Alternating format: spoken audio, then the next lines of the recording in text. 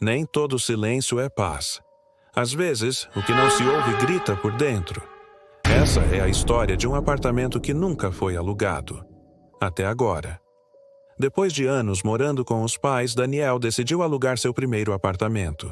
Encontrou um prédio antigo no centro da cidade, barato, silencioso e, segundo o corretor, com boa vizinhança. O prédio parecia parado no tempo. Paredes descascadas, elevador que raramente funcionava.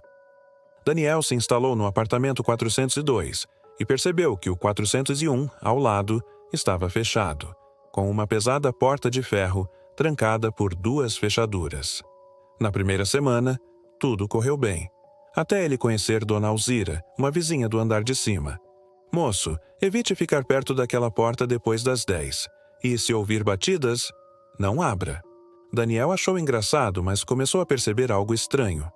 Toda noite, exatamente às 3h03 da manhã, Daniel acordava com 3 batidas na parede que dividia seu quarto com o 401.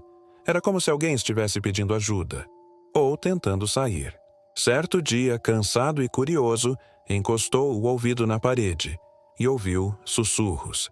Me tira daqui. Na noite seguinte, ao voltar do trabalho, Daniel viu algo que o gelou. A porta do 401 estava entreaberta. Chamou o zelador, mas ele recusou-se a entrar. Disse apenas: desde o desaparecimento do antigo morador, ninguém mexe aí.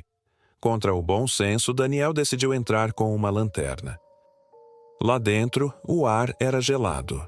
Tudo estava coberto de poeira, exceto por uma cadeira de rodas virada para a parede e um espelho trincado. No reflexo, Daniel viu algo que não estava no cômodo.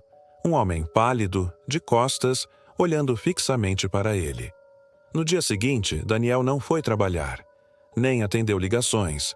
A polícia foi chamada, mas o apartamento 402 estava vazio. E a porta do 401, trancada como sempre. A única pista era um recado escrito no espelho em letras borradas. Agora, eu não estou mais sozinho. Desde então, quem passa pelo corredor à noite jura ouvir 2 vozes vindas de dentro do 401. Mas o apartamento ainda está trancado e nunca foi alugado. Se você gostou dessa história, não se esqueça de deixar seu like e se inscrever no canal. Compartilhe com seus amigos e nos conte nos comentários. Você moraria em um prédio com uma história assim?